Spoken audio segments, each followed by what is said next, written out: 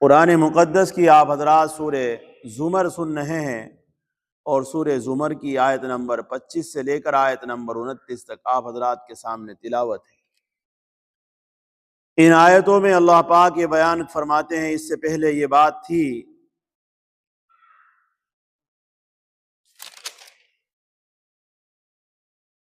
کہ اللہ نے قرآن کریم جیسا کلام جو اتارا ہے وہ سب سے اچھی باتیں کلام پاک کی ہے، اور کئی خوبیوں کے ساتھ اچھی ہے، ایک دوسرے کے ساتھ ملتی جلتی ہے، بار بار ان باتوں کو پڑھا جاتا ہے، سننے والوں کے پڑھنے والوں کے رونگٹے کھڑے ہو جاتے ہیں، کھالیں نرم ہو جاتی ہے، دل اللہ کی طرف جھک پڑتے ہیں۔ اللہ جس کو ہدایت دے اس کو کون گمراہ کر سکتا ہے، اور جس کو اللہ گمراہ کر دے اسے کون راہ یاب بنا سکتا ہے۔ پھر قیامت میں دن ایک وہ آدمی ہوگا جو اپنے چہرے سے عذاب کو روکے گا، مقابلہ کرے گا، تو اللہ پاک یوں کہتے ہیں کذب الذین من قبلہم، بہت ساری جماعتیں، بہت سارے لوگ پیچھے گزر چکے ہیں، اور انہوں نے جھٹلا چکے ہیں وہ اللہ کے کلام کو، اللہ کے رسولوں کو، اللہ کے کلام کو، اللہ کے رسولوں کو جو جھوٹا کہتا ہے، جھٹلاتا ہے، وہ ظالم لوگ ہوتے ہیں، ان کو عذاب چکھایا جائے گا۔ اس سے پہلے بھی پیغمبروں کے بہت ساری جماعتیں تھی، بہت سارے امتی تھے جنہوں نے پیغمبروں کو جھوٹا کہا، اور اللہ کا کلام جو ان کے اوپر نازل ہوا اس کو جھوٹا کہا۔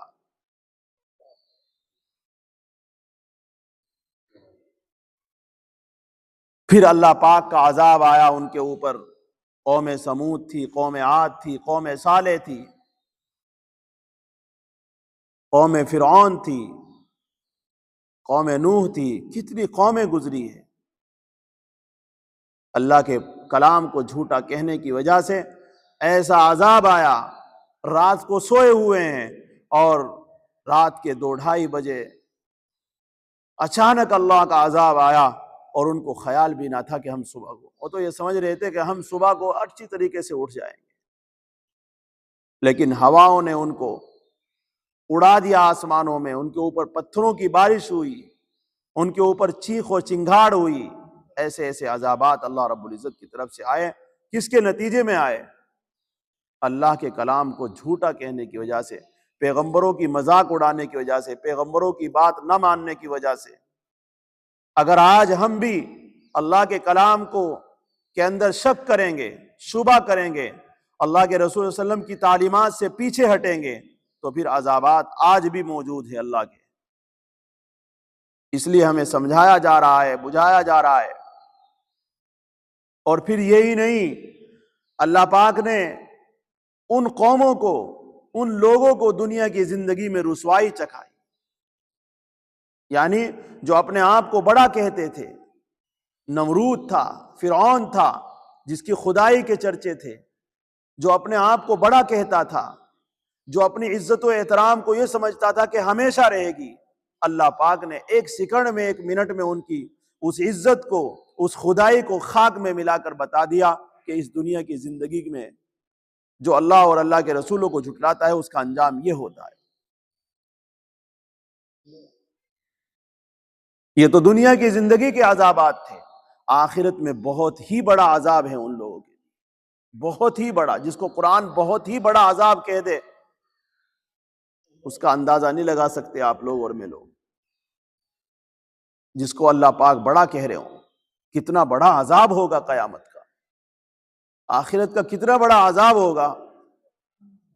آج دنیا کی ذرا سی تکلیف کو اوپر ہم زبانیں باہر نکال دیتے ہیں، وہ کیا اثر ہوگا کہ جب اللہ کے عذابات ہمیں، ایک انسان کو چاروں طرف سے گھیریں گے، اور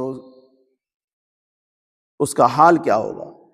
تو قرآن یہ کہتا ہے کذب الذین من قبلہم، بہت سارے لوگ جھٹلا چکے ان سے پہلے، فَأَتَاهُمُ الْعَذَابُ، پس ان کے پاس آیا خدا کا عذاب، مِنْ حَيْثُ لَا يَشْعُرُونَ، ایسی جگہ سے کہ ان کو خیال بھی نہ تھا۔ قوم نوح ہے، نبی کا مذاق اڑا رہی ہے، اس تنور میں جس میں روٹی لگاتی ہے ایک عورت، اس سے پانی کا چشمہ ابلتا ہے، اور وہ خیال کر رہے تھے کہ شاید یہ تو ذرا سا ہے، کوئی کچھ نہیں بگاڑ سکتا ہے، لیکن وہ چشمہ اتنا ہوا کہ سب کے سب پانی کے اندر غرق ہو گئے۔ تو خیال تھا کہ تنور ہے جس میں روٹی لگائی جاتی ہے، اس کے اندر سے پانی اتنا نکل جائے کہ ہمیں موت کا لقمہ بن جائے۔ یہی تو ہے اللہ کی خدائی۔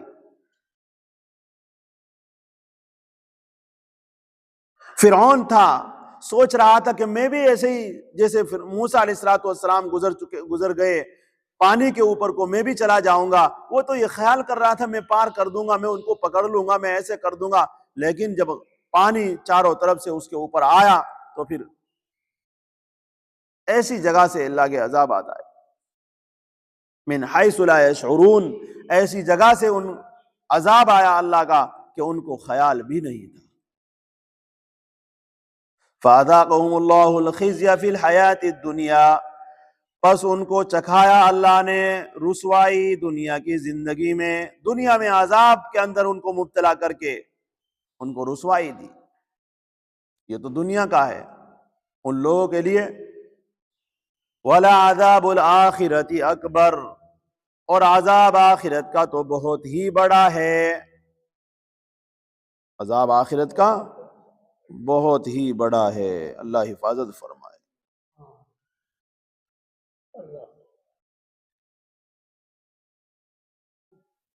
لو کانوا یعلمون، اگر ان کو سمجھ ہوتی،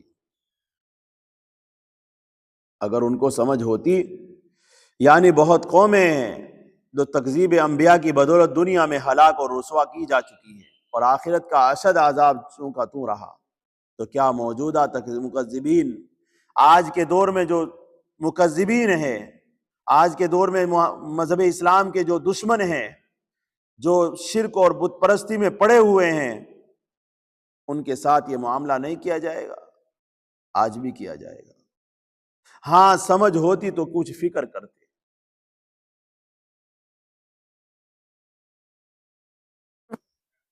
آگے فرمایا وَلَقَدْ ضَرَبْنَا لِلنَّاسِ فِي هَذَا الْقُرْآنِ، اور ہم نے بیان کی لوگوں کے واسطے اس قرآن میں، من کل مثل، ہر طرح کی مثالیں، ہر چیز کی مثال اللہ نے بیان کر کے بتایا۔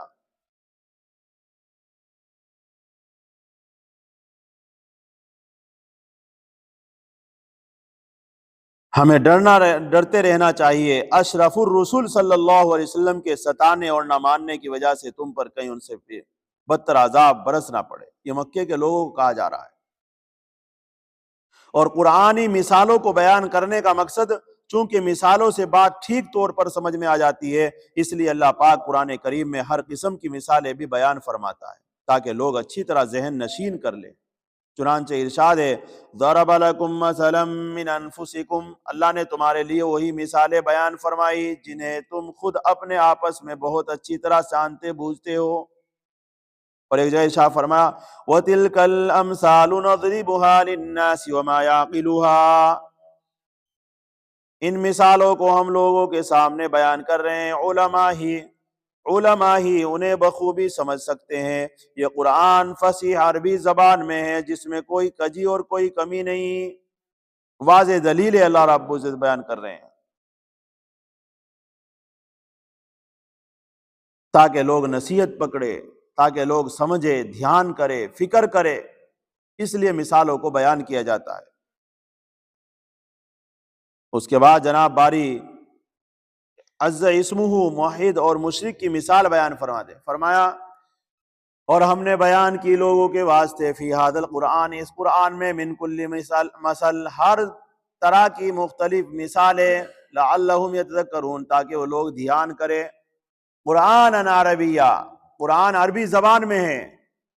قرآن کس زبان میں ہے؟ عربی زبان میں۔ قرآن عربیہ غیر ذی عوج، عربی زبان کے اندر ہے، اس میں کوئی کجی نہیں ہے، کوئی ٹیڑھا پن نہیں ہے. یعنی ان کا نہ سمجھنا اپنی غفلت اور حماقت سے ہے. قرآن کے سمجھانے میں کوئی کمی نہیں ہے. قرآن تو بات بات کو مثالوں اور دلیلوں سے سمجھاتا ہے تاکہ لوگ ان میں دھیان کر کے اپنی عاقبت درست کر لیں. قرآن ایک صاف عربی زبان کی کتاب ہے جو اس کے مخاطبین اولین کی مادری زبان تھی، یعنی جو مکے کے لوگوں کی مادری زبان تھی عربی. اللہ نے قرآن کو بھی عربی زبان میں اتارا تاکہ لوگ سمجھ لیں. جو اس کے مخاطبین ہیں اس میں کوئی ٹیڑھی ترچھی بات نہیں ہے، سیدھی اور صاف باتیں ہیں جن کو عقل سلیم قبول کرتی ہے، جن کو عقل سلیم قبول کرتی ہے. کسی طرح کا اختلال اور کجی اس کے مضامین یا عبارت میں نہیں ہے. جن باتوں کو منوانا چاہتا ہے نہ ان کو ماننا مشکل، اور جن چیزوں پر عمل کرانا چاہتا ہے نہ ان پر عمل کرنا محال ہے. غرض یہ ہے کہ لوگ بسہولت اس سے مستفید ہوں، اعتقادی و عملی غلطیوں سے بچ کر چلے، صاف صاف نصیحتیں سن کر اللہ سے ڈرتے. آگے فرمایا ضرب اللہ مثلا رجلا فیہ شرکاء متشاکسون. اس کے بارے میں آیا ہے کئی حصے دار ایک غلام یا نوکر میں شریک ہیں. ایک غلام ہے، ایک نوکر ہے، اور اس کے مالک بہت سارے ہیں. تو یہ غلام یہ نوکر پریشان ہے کس مالک کی مانوں، متحیر ہے. اس کی مانوں گا تو یہ ناراض ہو جائے گا، اس کی مانوں گا تو یہ ناراض ہو جائے گا. کس کو خوش کرے، کس کو مانے، کس کی طرف چلے، کس کی بات کو تسلیم کرے. اور ایک غلام وہ ہے جس کا مالک صرف ایک ہے. تو اللہ یہ کہنا چاہتے ہیں جس کے مالک کئی ہیں اور ایک وہ آدمی جس کا مالک ایک ہے، تو کون سا سکون میں رہ سکتا ہے؟ ایک والا. جس کا مالک ایک ہوگا وہی سکون میں رہے گا، اسی کو عافیت ملے گی اور وہی اپنے مالک کو خوش بھی کر سکتا ہے. اور جس کے مالک کئی سارے ہیں وہ کبھی قیامت تک چاہے وہ ان کو اپنا خون بھی پلا دے ایک ایک کر کے، لیکن وہ خوش نہیں ہو سکتے. اسی طریقے سے سمجھو ایک آدمی مشرک ہے، پتھر کی پوجا کرتا ہے، اس کی کرتا ہے، اس کی کرتا ہے، اور ایک آدمی اللہ کی عبادت کرتا ہے. تو کون سا شخص صحیح ہے؟ اللہ کی عبادت کرنا، کیونکہ اس کا مالک ایک ہے. وہ اپنے مالک کو خوش کر دے گا، اگر ناراض بھی ہوگا تب بھی خوش کر دے گا. تو اللہ پاک کیوں کہتے ہیں کئی حصے دار، یعنی کئی حصے دار ایک غلام نوکر میں شریک ہے، اور ہر حصے دار اتفاق سے کج خلق بے مروت سخت ضدی ہے. چلو غلام مالک اگر صحیح ہو تو کہیں بھی چل جاتے ہیں، لیکن سارے مالک ضدی ہیں اور سارے ہٹ دھرمی اور سارے کے اندر ٹیڑھا پن ہے، ساروں کے اندر اخلاق بگڑے ہوئے ہیں، تو یہ تو بڑا خطرناک بات ہے. چاہتا ہے کہ غلام تنہا اس کے کام میں لگا رہے، دوسرے شرکا سے سروکار نہ رکھے. اس کھینچ تان میں ظاہر ہے غلام سخت پریشان اور پراگندہ دل ہوگا. برخلاف اس کے جو غلام پورا ایک کا ہو، اسے ایک طرح کی یکسوئی اور طمانینت حاصل ہوگی اور کئی آقاؤں کو خوش رکھنے کی کش میں گرفتار نہیں ہوگا. اب ظاہر ہے دونوں غلام برابر نہیں ہو سکتے ہیں.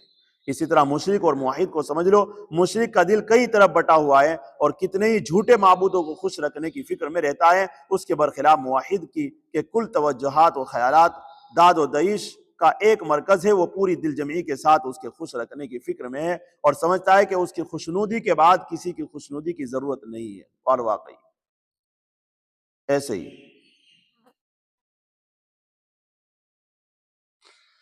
ضرب اللہ مثلا رجلا، اللہ نے بتلائی ایک مثال ایک آدمی کی، فیہ شرکا، جس میں بہت سارے شرکا ہیں، جس میں بہت سارے شریک ہیں غلام میں.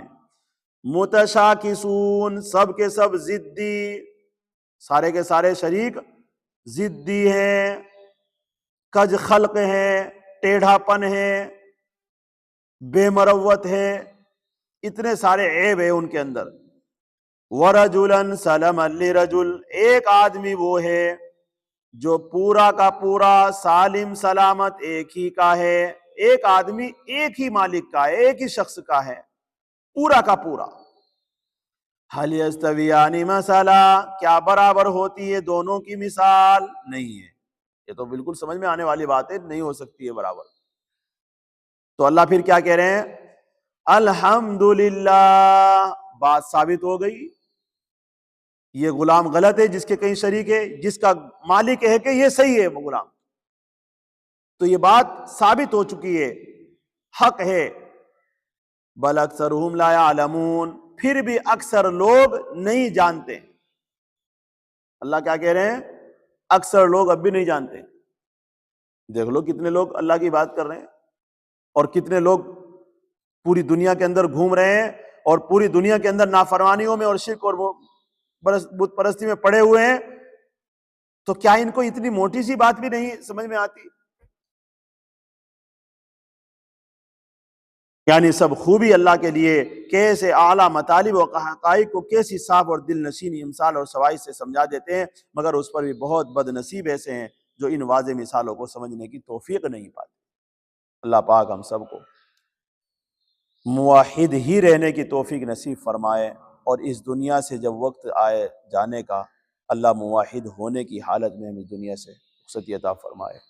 سبحان اللہ و بحمدہ، سبحانک اللہم و بحمدک، نشہد ان لا الہ الا انت۔